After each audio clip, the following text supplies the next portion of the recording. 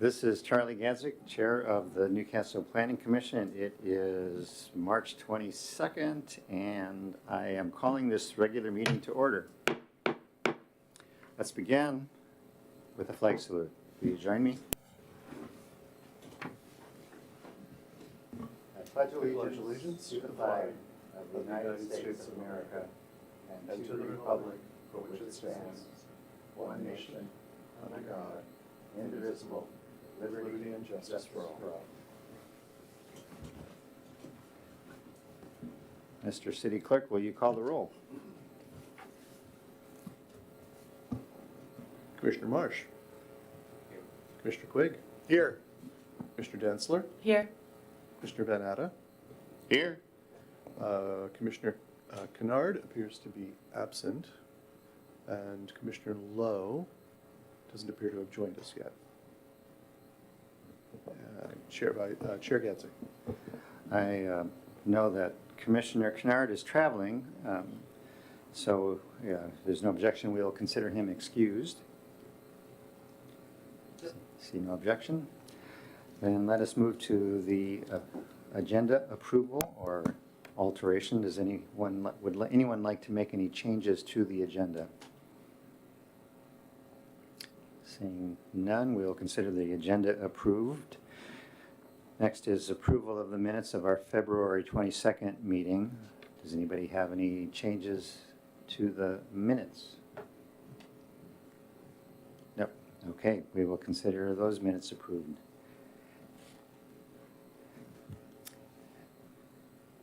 That brings us to our public comment period. There is no one here in the City Council chambers. Is there anybody joining us remotely?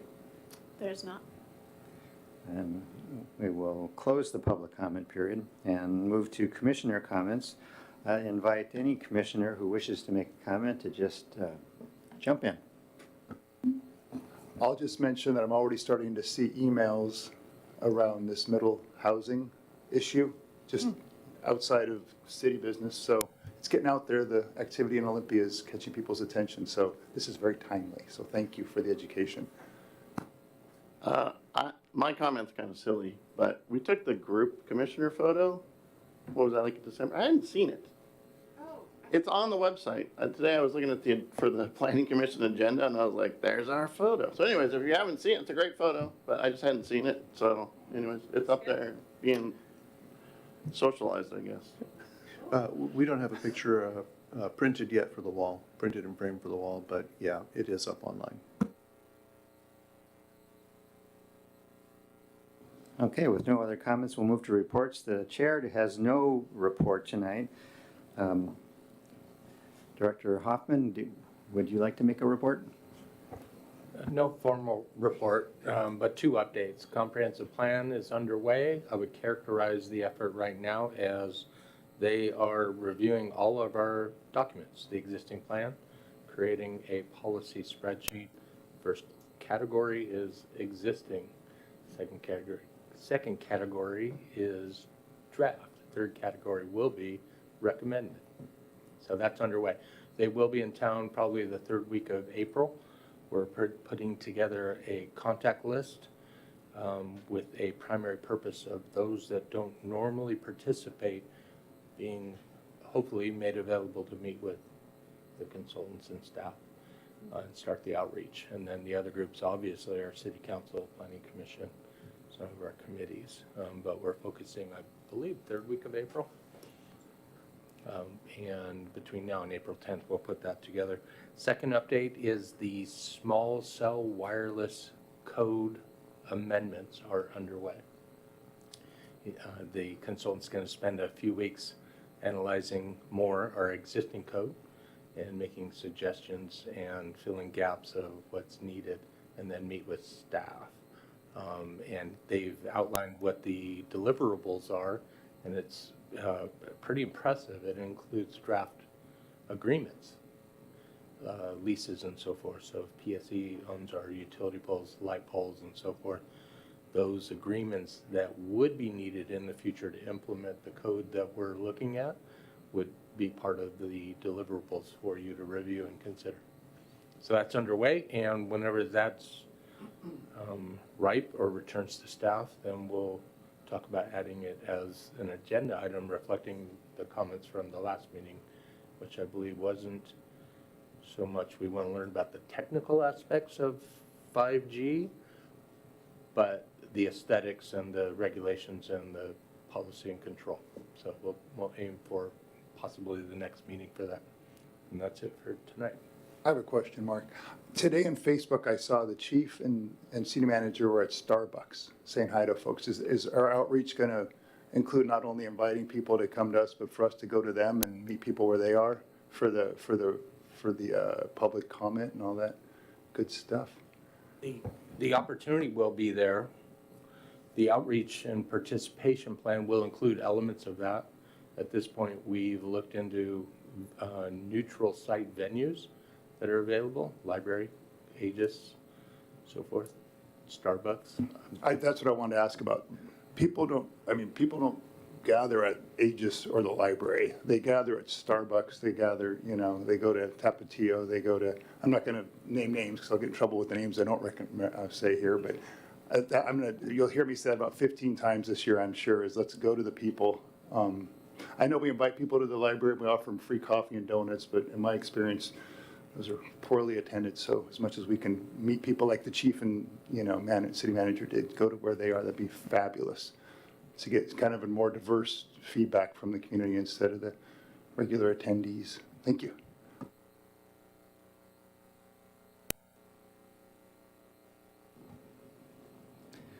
There are no public hearings tonight, so we'll move on to general business, which brings us right back to Director Hoffman with our first item, 9.1, the discussion of House Bill 1110 and the Middle Housing Grant. Thank you, Chair. I'm lucky tonight. Senior Planner Aaron Fitzgibbons is here and prepared some interactive materials and a presentation on missing middle housing, and the effort is primarily with her tonight and the commission.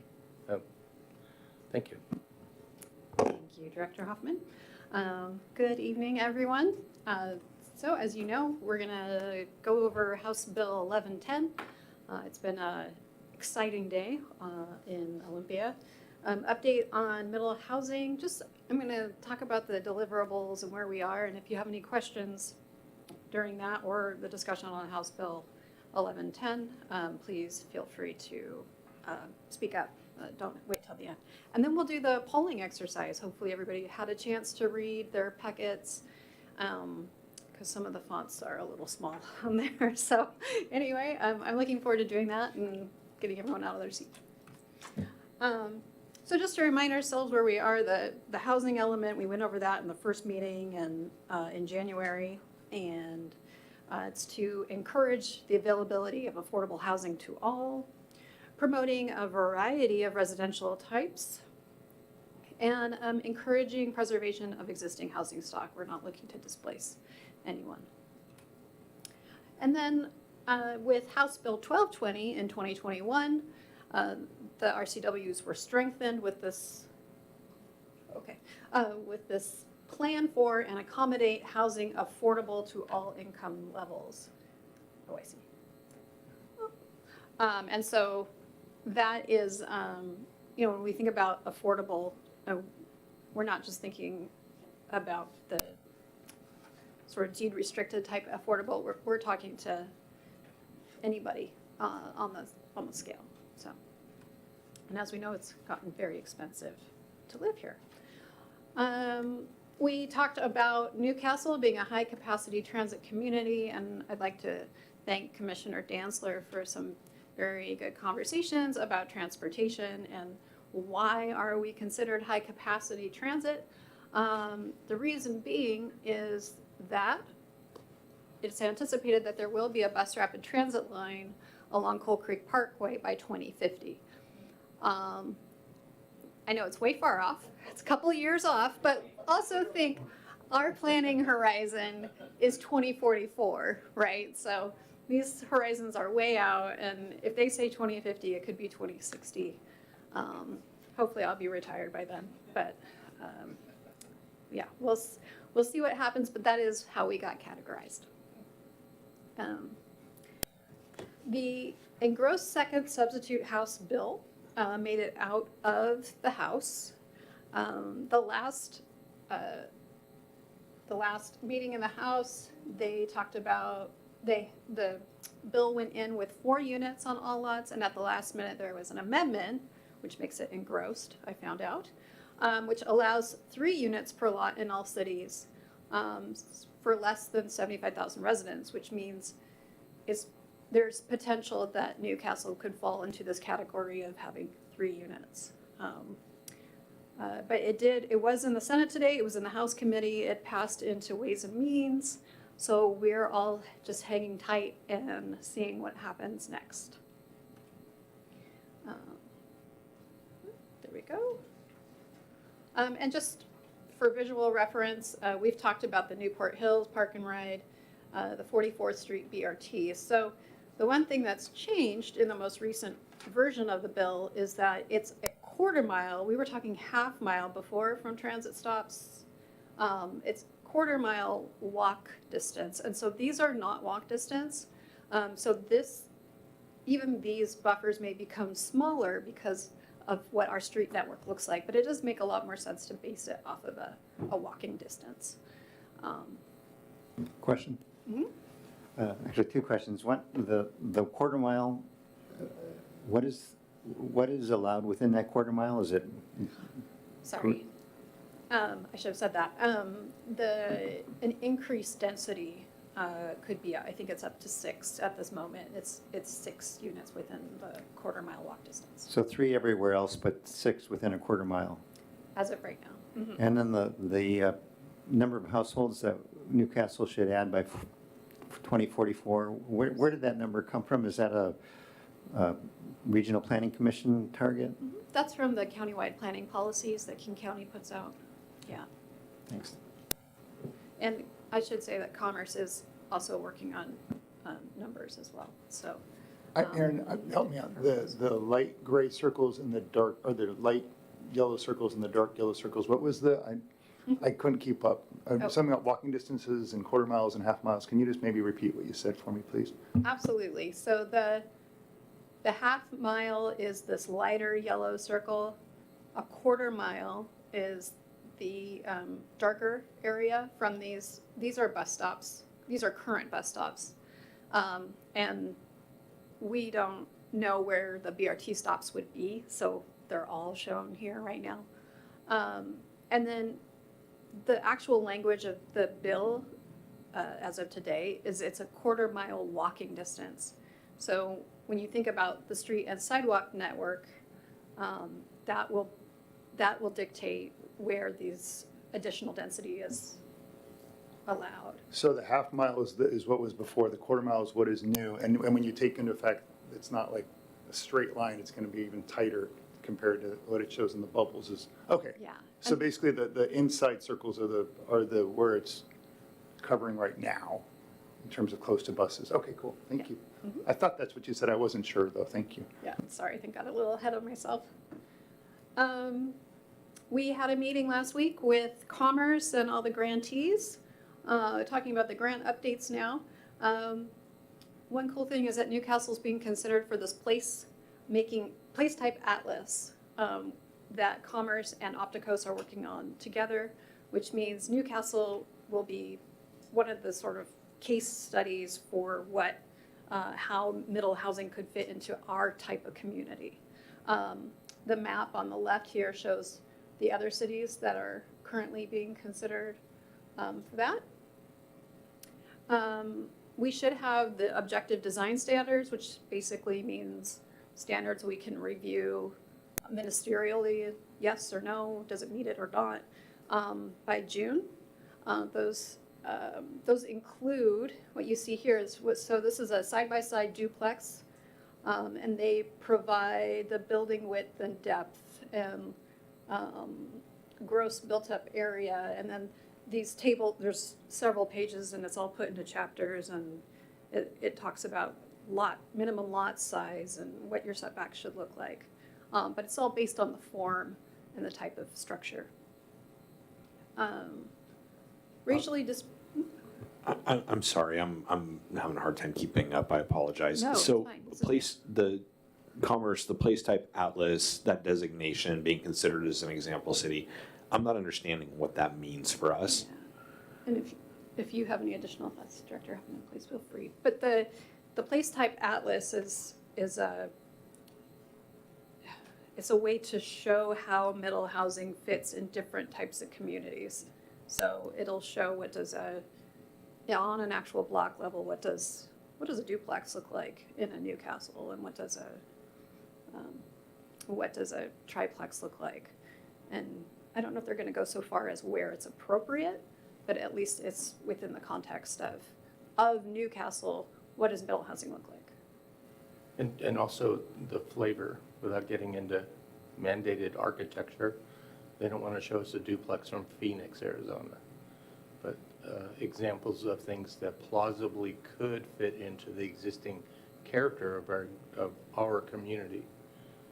And that typify the 9 Yep. types of missing middle housing. Yeah. So it's like it's nice. We're an example city for how this fits in, rather than having to look at Kenmore and say, okay, well, that's what it looks like in Kenmore, and trying to figure out what it looks like in Newcastle. So I'm going to get back to the circles again. Yeah, please. So do we have to figure out how to do this within the circles, or next to the bus routes, or how does the circles relate to the duplexes and the triplexes and the other stuff? I know these are rudimentary questions, and I'm probably the only one that doesn't get it, but what is Right. the circles show where the close, things where the bus stops are or will be, I guess, next to Coal Creek Parkway, and then the different types of housing. Do those go, along Coal Creek Parkway primarily, or is that just kind of where they're primarily going to be? But if there's other options, then they would go outside the circles. Sorry. It all depends on whether or not House Bill 1110 passes. If it passes, we're going to have 3 lots allowed on every single family lot in the city, or 3 units allowed on every single family lot in the city, within a quarter mile of any BRT line, and I don't know when those lines have to go in. That's when you'd have increase. So it would be 3 everywhere in the city, and then 6 or 4 within these. If we don't, it's going to be more of a comp plan process where we figure out, does missing middle fit in Newcastle and where? And possibly it makes sense along a transportation corridor. I think generally it does. So, yeah. Thank you. So back on the, I'm sorry, on the next slide, it's the place type atlas. Sorry, I want to make sure I have the term right. This feels a little bit to me like Commerce is telling us what this is going to look like. It feels to me a little bit like maybe the train's left the station on this already, and that there's some decision making about how this might look. And I guess I'm wondering, I don't want to overreact on that, but it also, it feels like this is being kind of maybe fed by Commerce to us in terms of this is what you should expect and this is what is coming. Is that overreaction or? Well, there's an aspect that the current bill is a mandate, similar to what's already been done in Oregon and California. We're preparing through either our missing middle housing grant or these mandates for whatever comes our way. If the mandates don't come, we still need to look at missing middle housing, but the Newcastle flavored ADUs, duplex, and so forth to satisfy the grant. And the deliverable there is just a draft ordinance. It's not a public hearing or even taking action on an ordinance. But one of the clarities is they keep referring that if these mandates do come into being, they're meant to be with our next comp plan update, which is now, not 2025. And so they will have model ordinances and deliverables that kind of lead to 2025, but the real where it hits the road is now. We're updating our policies now. We're not going to do it twice, and we need to be on time. So it's that mandate element that we have no control over, but that we're monitoring. I find that it changes from day to day, certainly week to week. So we're monitoring it, whether it's 3 or 6. We know what the intent and purpose is, and that's to allow these 9 types, or as it's currently worded, I believe, 6 of these 9 types that we choose. As a mandate, we get to choose where the locations are within the city based on these parameters. Distance from transit, citywide. And so we're in a weird position until the end of April to know what we're going to do. But until then, it's preparation for whatever we are facing. So it's not really baked in. It depends on what happens in Olympia. Once it's a mandate, it's Growth Management Act, and to whatever extent that we have local control at that point, we need to comply in some way. So I guess, so I mean, there, and maybe I'm misunderstanding this, so I'm really open to being corrected, please. So there's 1220, right, which is we need to be preparing for accommodating the multifamily, for all income, right? And that's already in place. There's House Bill 1110, which may or may not be law, which would require the mandate, which is the circles to a degree, but really is walking distance. And I guess what I'm trying to reconcile with that, and I understand those requirements as requirements. What I guess I'm curious about is the place type atlas and Commerce. It sounded to me, and maybe I'm misunderstanding this, but it sounded to me like talking about what middle housing is going to look like here in Newcastle. I guess I'm just curious whose vision that is. Is it the Department of Commerce and they're going to put a vision out there in front of us? Is that already kind of down the tracks in terms of where we're at? Or, you know, how is that determination of this is what it's going to look like in your community being sorted out? That's where I'm disconnecting on it. What I'll add is I would characterize it as a tool. So there's certainly, Commerce is certainly not saying, hey, city, this is what it will look like or could look like in your city. It's in this round of comprehensive plan updates, the periodic update, and these mandates, Commerce has a unique set of directives or resources or tools that they've never had before.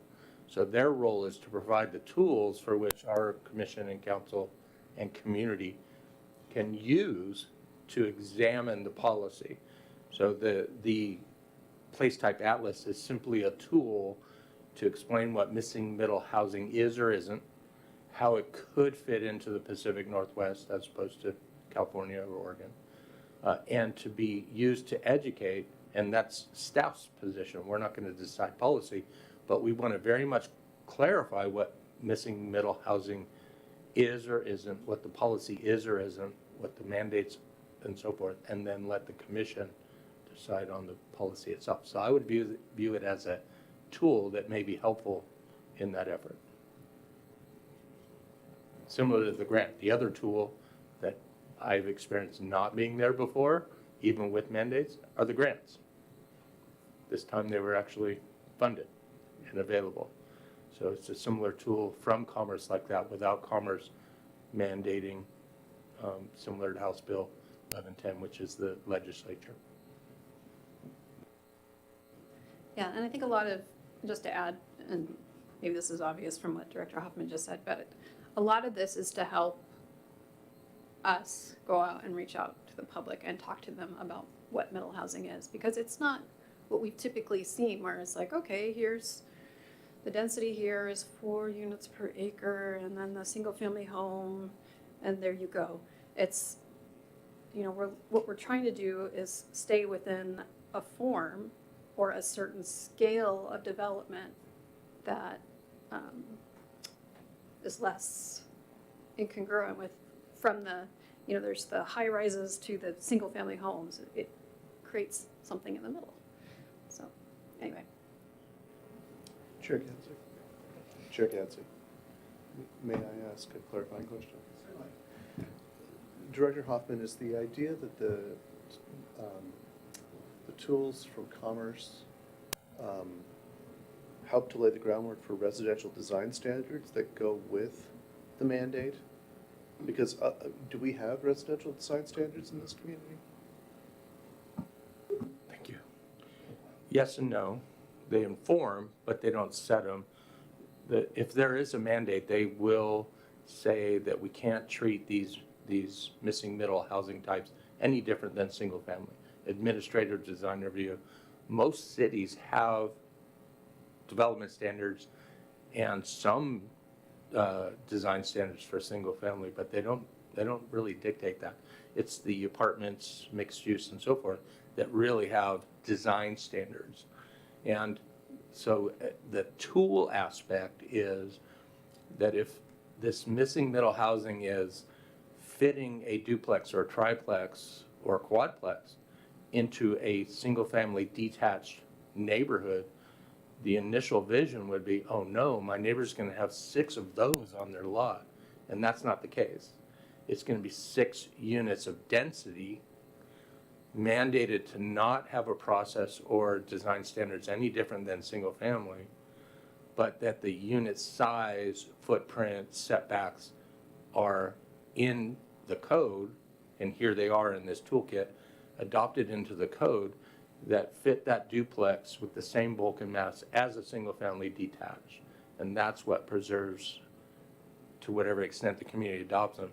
So yes, they are design standards, but they're intended to act as single family, which does not mandate architecture and so forth, but includes setbacks, height, 2.5 stories, bulk and mass, floor area ratios, things like that. And each city will adopt individual standards. Speaking of the design standards, HOAs have design standards. What do we do with them and those, and how does that come into play? Or does it not? Does this trump those, or is that not decided yet? There are a lot of categories where it's let's move in this direction and see what works, and some issues will pop out of it. I think in that particular issue, they have provisions in this House bill, original House bill, that may stay in there that say from this point forward, such an association cannot do that. But what it doesn't clearly answer, and I'm not an attorney, is what do you do with all the ones that already exist? And so that'll be a learning curve. Our focus is the policy in our comp plan, the standards in our municipal code, and then work it out from there. We don't have a say in covenants or CC&Rs, but they feel, I hate speaking for other people. If the legislatures that sponsor this were here, they would probably say they have it spoken to in this bill, based on whatever conversations they had with their advising attorneys. Director Hoffman? Again, just for my own benefit and having to summarize the conversation, forgive me, but I felt like you were, I almost thought I heard you telling me 2 opposite things a moment ago, that there were not design standards and that they would not be, but we would not be able to implement design standards to control how the new higher density housing would look, but that Commerce was preparing materials to show the community what it would look like. Forgive me if I'm just not catching on. It's a nuance. We can't be more restrictive than what we do for a single family detached. So to that issue, or to that extent, no, we don't have design standards. Therefore, Right, but we do, because we need to regulate the bulk and mass, how to fit 6 or 7 units in the same space with parking as a single family detached. So whether you call those development standards or design standards, we will have those to the extent that we're allowed. so there are regulations for bulk and mass that apply already Yeah. And, okay, that's what we're talking about. So it's not so much about trim and things of this nature, but it could have to do with how many stories and how, with floor area ratios and things like that. Yeah, so Okay, if you thank want to you. word it as development standards and stay away from design standards, some people see design standards as, you know, the window muntins and the type of doorknobs you have, or, you know, the HOA, CC&Rs. But there will be design standards, where the front door expresses itself, where the patio it is. You know, this is not going to be a square stucco box. So to whatever extent we're allowed, we will have design standards for these missing middle housing types in these residential zones.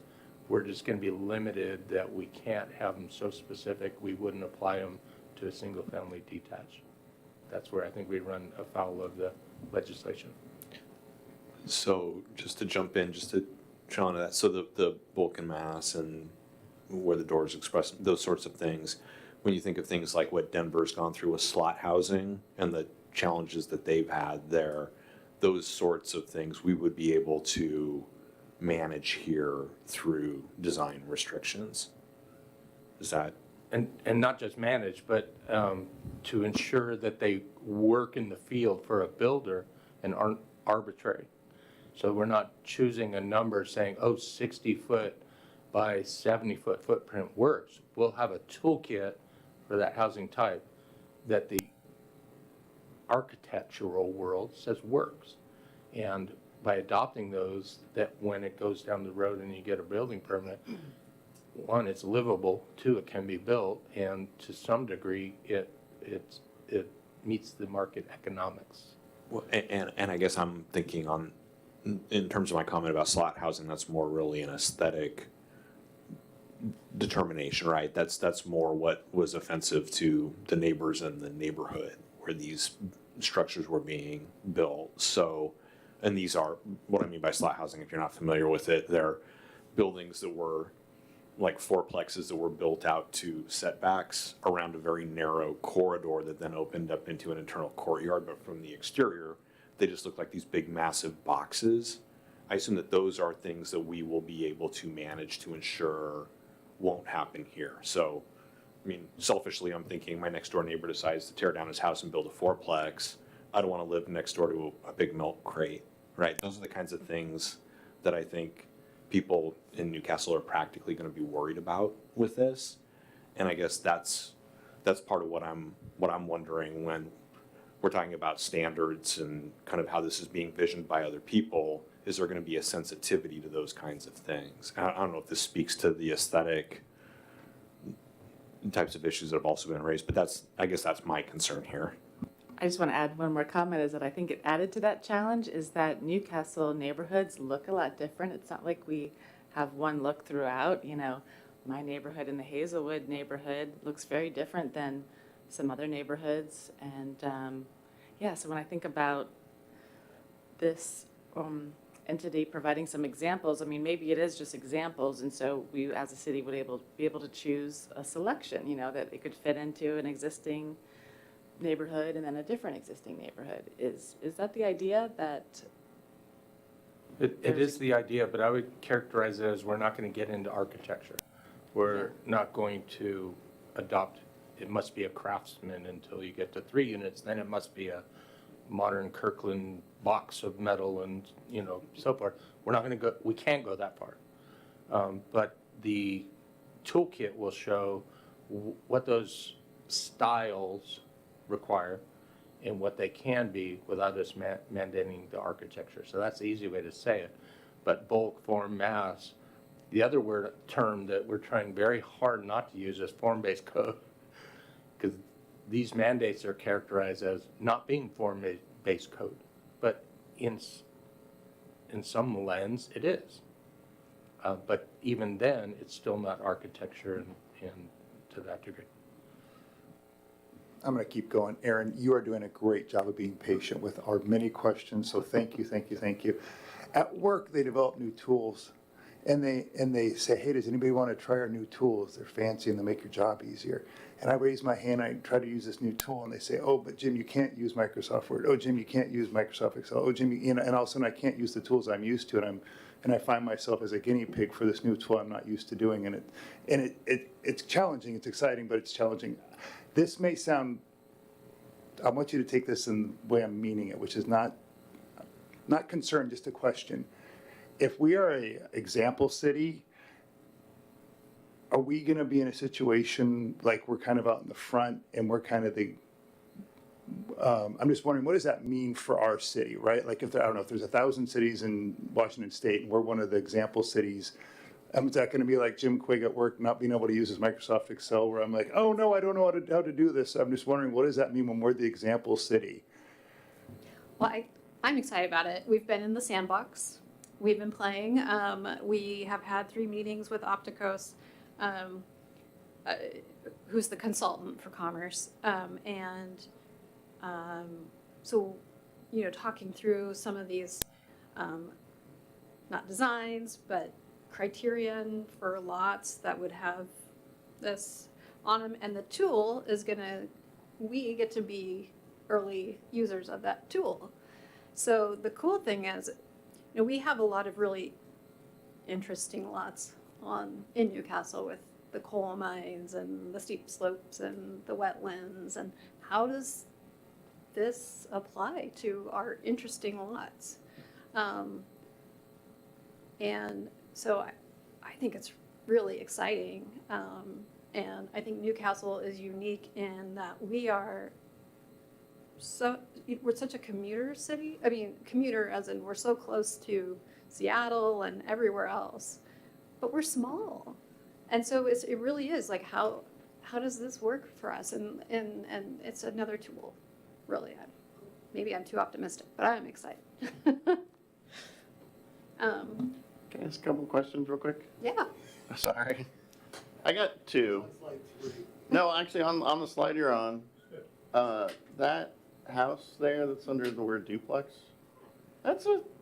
those dimensions, that's a sizable lot. Like, it seems to me a developer would just put one of the giant 5-bedroom, single-family homes on this lot. Mm-hmm.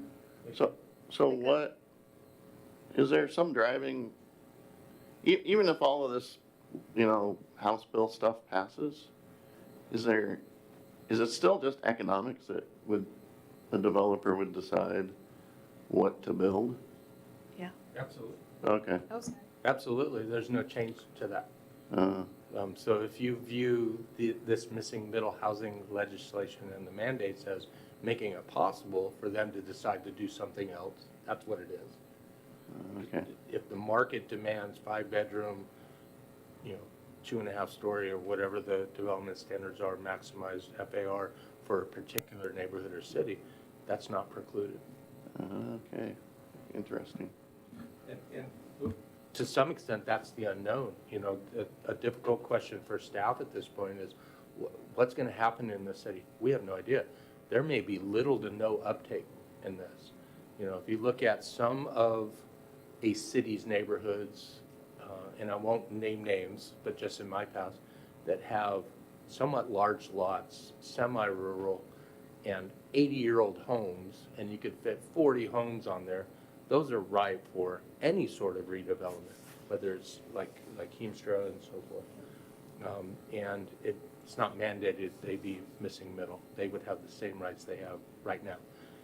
Then there's other cities that have some really dated 1970s neighborhoods that are ending their useful life, but they're not large lots, but maybe prime candidates for housing types that could be allowed. They're near job centers, they're just underutilized, and they're looking dated, maybe controlled by HOA, CCNRs. This would provide another option, or 6 out of 9 options to that single family, and they would need updated. For our city, there are many areas besides critical areas, wetlands and so forth, that are brand new, and for our lifetimes are not going to be redeveloped, regardless of what the regulations say. So it's hard for us to measure exactly what the impact of these will be we tend to think it's not going to be widespread and citywide because the economics just aren't there. I mean, I do think, though, one of the things I'm struggling with in this entire discussion, I think a little bit to your point, Commissioner Van Atta, is the idea that if somebody has a double lot and they have a lot that's next to them that is available to be developed, and they could build a house that they could sell for 1.2 million, or they could put a 3-unit, 3-story condominium on it, and each one of those they're going to be able to sell for $750,000 or $800,000. I mean, let's not kid ourselves. There is a developer lobby that is strongly behind this push, and the 3 $800,000 units on that lot aren't helping with low-income housing. I mean, and I guess part of what the focus I want to have as we're talking about this is, if we want to talk about what's going to be meaningful multifamily housing for low-income people, let's think about where that should go and what that should look like, and let's not pretend that that's 3 $800,000 units on a lot that happens to be sitting vacant in the middle of, the top of China Creek or something like that. I mean, that just doesn't make any sense to me personally. So, my 2 cents worth. I think there's an opportunity for developers here to really capitalize, and I'm not sure that necessarily advances in every instance what we're trying to consider here. And I do want to say that it's very widely acknowledged that missing middle housing is not the answer for affordable housing. Those folks who are, 0 to 80% of the median income.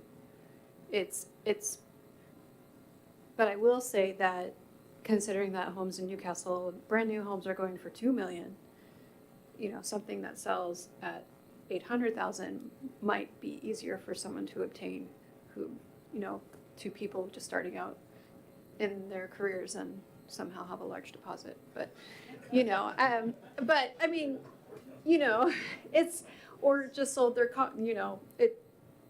there's levels. And so but I do want to say that they definitely acknowledge this is not affordable with a capital A. For a data point, I guess I'd be curious to know in the Commons, which I think was built under a development agreement, and that's maybe a question. I'm not entirely sure, but I think it was.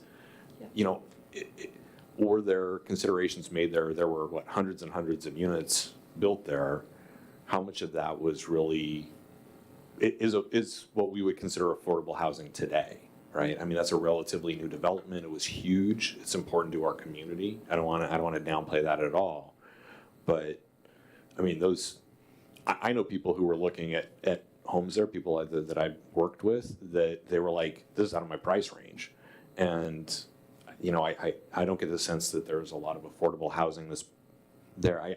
From a data standpoint, I'd be curious, how does that work as a comparable for what we might expect for what's being considered under 1220 and potentially 1110?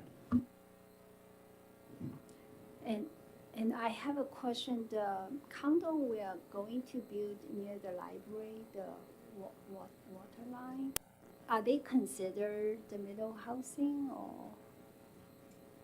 No, at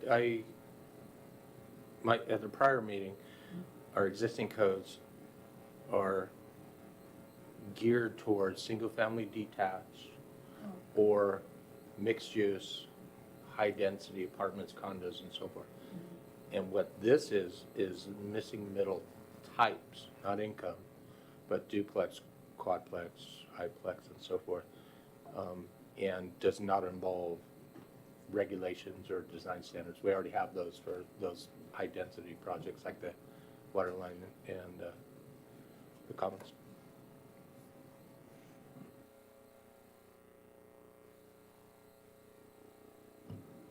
All right, I'm gonna move on. Awesome discussion. Thank you very much. So I'm gonna go over some of the deliverables and remember this is the grant. This is preliminary, draft, early thinking and research.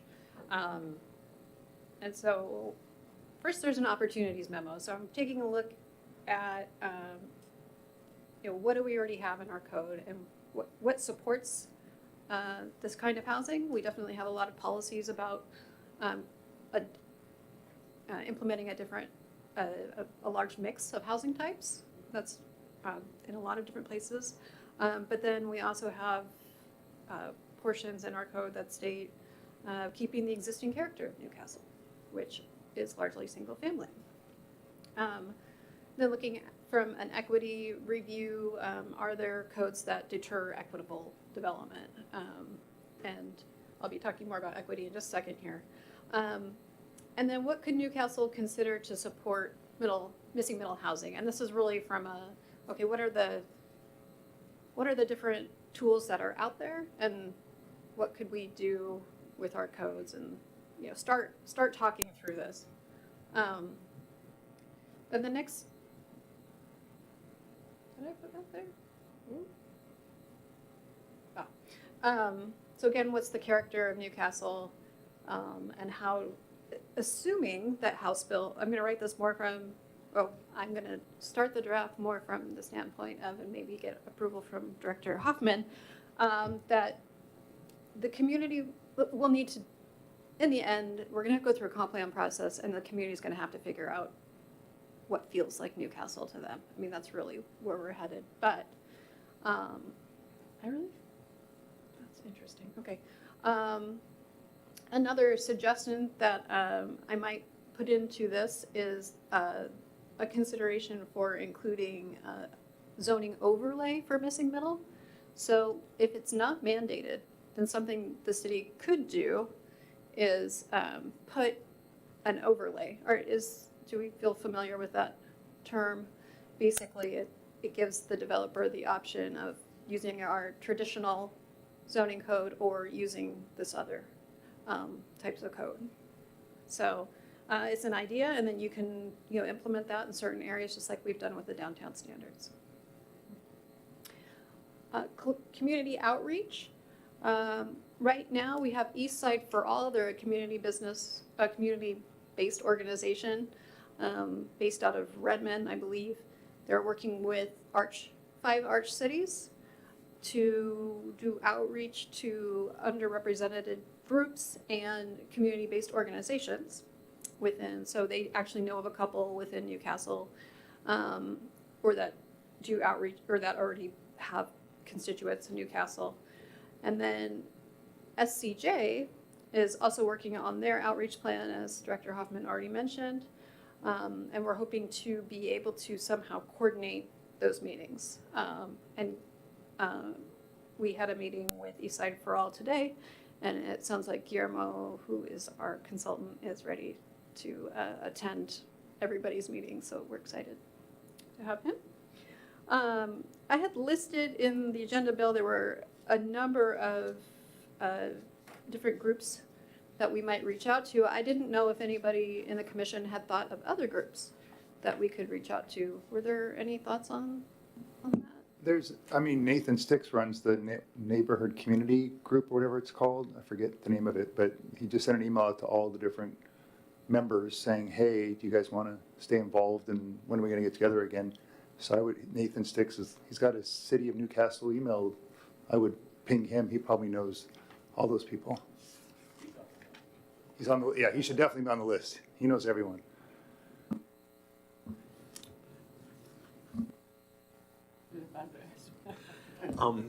So I don't remember seeing the library on that. I know that the library is not really a formal group, but I think to Commissioner Quake's point earlier, that's where a lot of community activity happens. And I think if there were a way to leverage that to get library patrons to have an opportunity to comment, I think that could be a good place as well. I know that the YMCA was on there and a couple of other groups that might be comparable.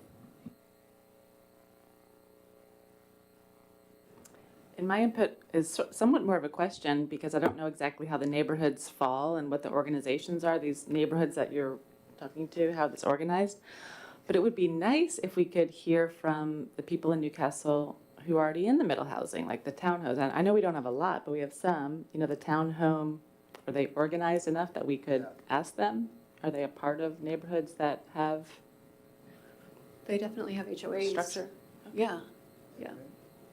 And I remember in the meeting we had a year ago or so, Amy, they were in that meeting, the folks that run those townhomes, or, yeah, the apartments and townhomes, so they were part of that group.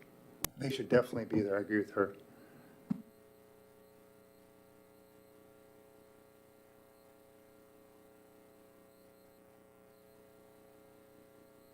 Equity analysis, so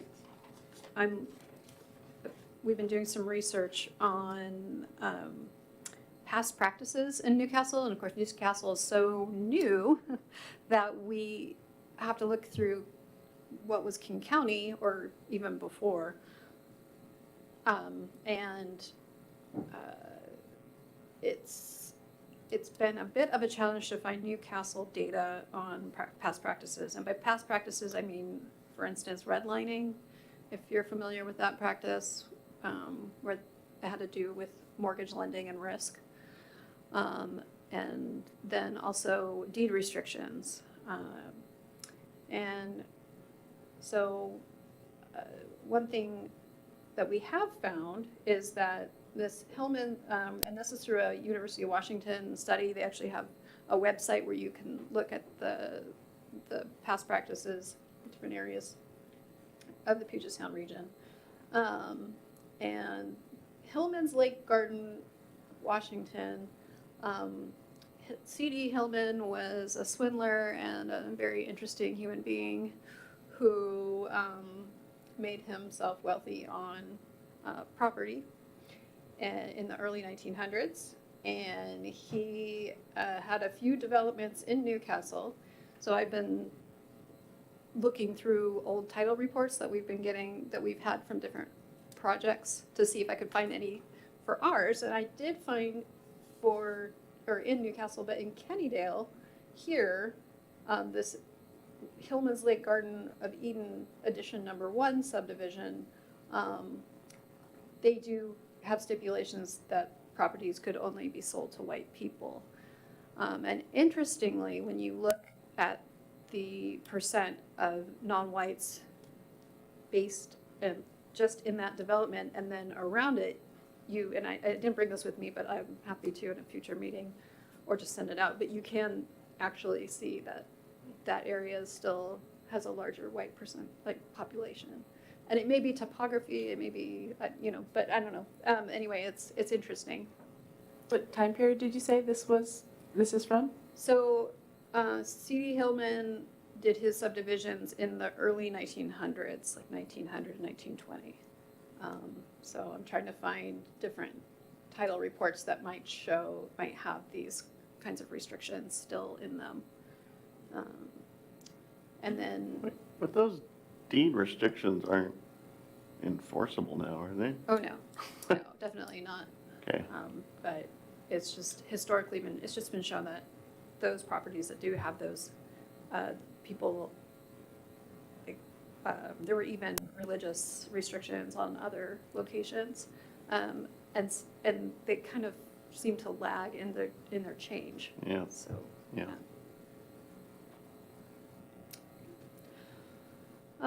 So bringing this all together in one report and a staff report and a preliminary ordinance or provisions, obviously still hasn't happened. And to help with that is our exercise for the night. If it's okay with the chair and Paul, I'd like to turn off my mic and stand up and talk. Is that okay? Chair has no objection. Any talking you do not into a mic will not be heard on the stream or recorded. Okay. Well, I'll use the podium.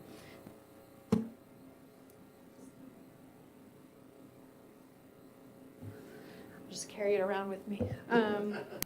So we have dots and we have pieces of paper, and on the paper are the questions from your packets. And what I'm going to ask you to do is go through and put your dot what you believe in, and you can put it in multiple places, or if there's something you're missing, feel free to write in there.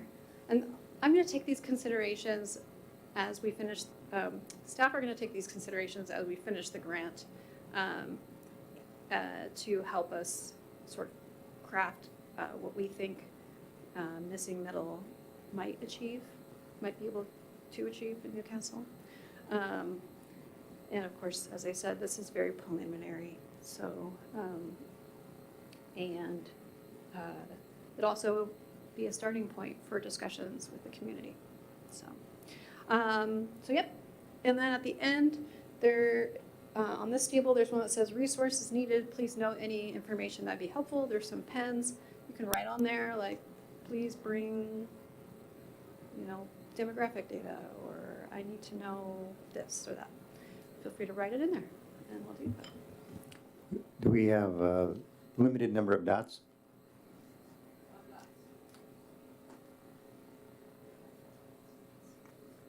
No, but is there, do we each have an allocation? Oh, no. Only that, there are only so many here, but I should state that the black dots are for you personally, and then the blue dots are for what you think your community members, how they might feel on this. And some of these are broken out, except for this one, all the sheets are broken out to between yourself and the community, so. Amy? I have a question of, similar to the conversation we were having earlier, are we doing this exercise mainly with the sort of assuming that the bill is going to be passed? Like that's the, yeah. I think it'd be helpful to do it as if you don't think the bill, as if the bill is separate and we don't know. This is really, how do you feel about it? So, I need to apologize for two things. First, that I did not turn on the video lighting before. And second, that I am going to turn it on now. It's very bright. another question about the dots. So there's no limit on the number of dots that we each have. Are you saying that if there's something that, if there's an answer that we're particularly excited about, we could just put like 6 dots on it? Yeah, I mean, or maybe grab a pen or pencil and give it a big star. Feel free to take one of the Sharpies if you want to put like 10 dots on something. But Because it seems to me that that could make it difficult to interpret the data, because you'll have one person who might be responsible for all the dots, and it wouldn't be a representation of the group. I guess maybe I'm wondering if having no more than 1 dot per question might be a good way to go about it. sure. 1 dot for the commissioner and 1 dot for what we think our constituency would think. That sounds Does that good. make sense to the commissioners? And the black dot is what we think, and the blue dot is what the public probably thinks, in our experience. The commissioners are the black dots. And before we start, this is not a gotcha moment. So if you've read the staff report, I don't know if we made it clear enough. We talked with the chair. This is just to start a discussion. As we get to a consensus as a community over the next year and a half in some form, this is just the start of that conversation. So don't feel like at any point we're going to go back and say, back in March 2023, you, commissioners, said such and such. It's just a unique setting. We don't have anyone in the audience with us tonight, and it's just a way to move forward towards consensus, but it's not a gotcha. I think the words were, it's not statistically valid, so use it for what you feel like you want to use it for.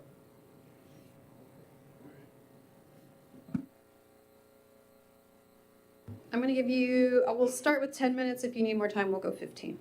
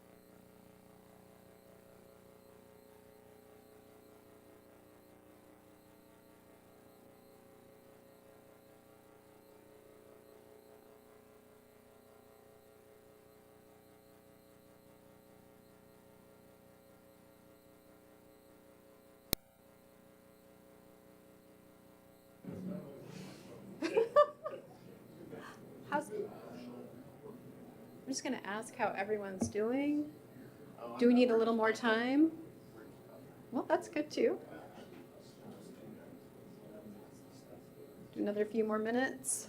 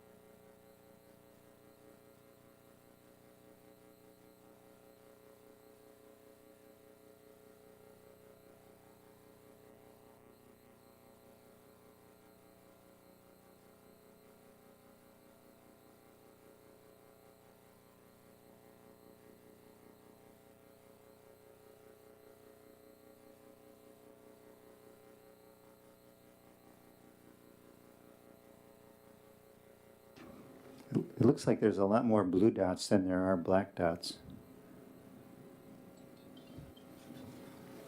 I noticed that too.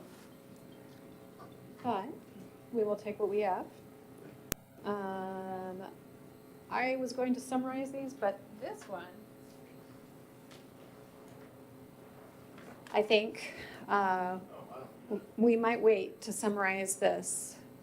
But yeah, it's really cool. Thank you for answering these questions.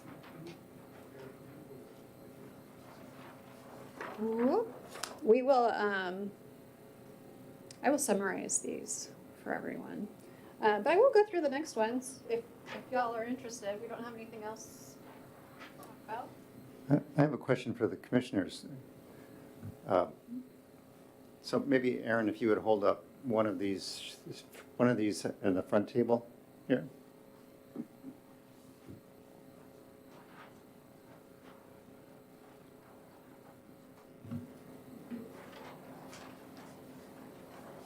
I'm just wondering why there are, it looked like commissioners didn't express their own opinion, they just expressed the community opinion. And would anybody like to comment on, did anybody do that? Just not express their own opinion, but express a community opinion? Because it seems to me there should be the same number of dots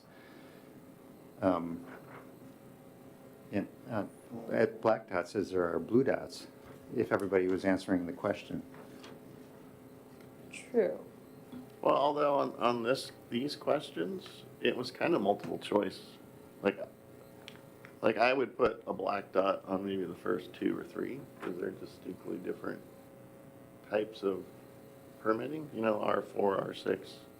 Can't read it from here, and then on the blue side, I might just put 2 dots. Does that make sense? Yeah. Yep. And maybe I did it wrong. There's a category at the bottom, right? All the above kind of answer. Everywhere in the city, Yeah. all districts, yeah.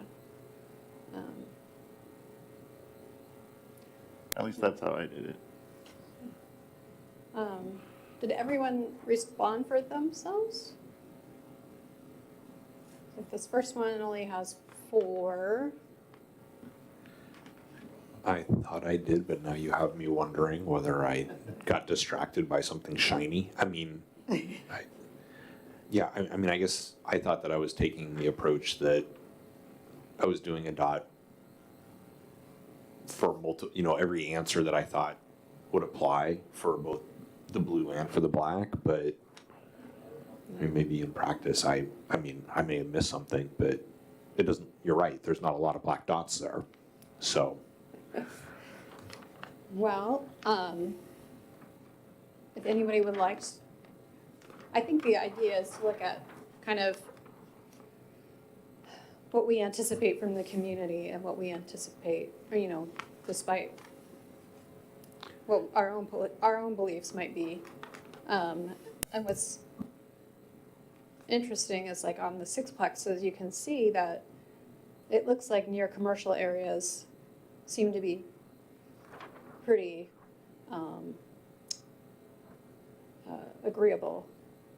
And maybe then in high density, but it looks like commissioners expect the community to have more pushback on something like a sixplex in their neighborhoods. I mean, that's how I would sum this up.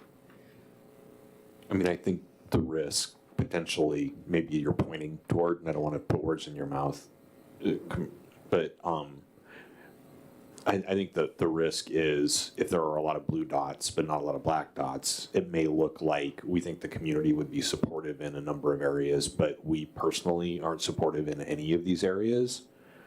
And I guess, at least for me personally, I don't view it that way. I mean, I think I was, I wasn't the same in terms of how I viewed it for myself and for my constituents in every instance.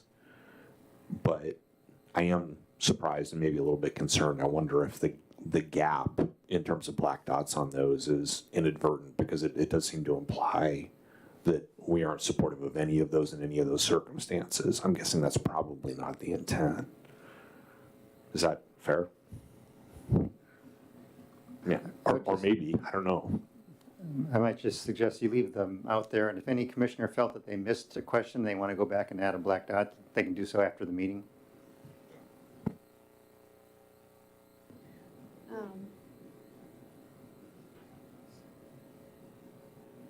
If, maybe I'll ask the commission, would we like to look at these, or would you all just like to have the time to look at it on your own? I'll be scanning them in, and otherwise we can talk about any of them or see if any of them are surprising results.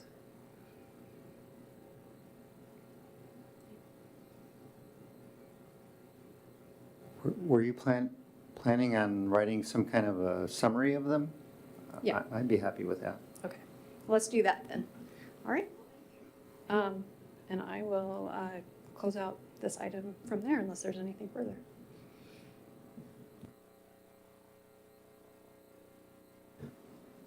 We'll open our second public comment period. There's nobody in the physical audience. Has anybody joined us online? They have not? Then we will close the public comment period. Go to the planning calendar. I'm looking at my phone here to get my calendar, and it wants me to enter a passcode, which I'm not going to do. So when is the fourth Wednesday of April? Anybody know that? April 26th is our next meeting then. So we've conducted all of our business, and we can bring this meeting to a close. I will adjourn.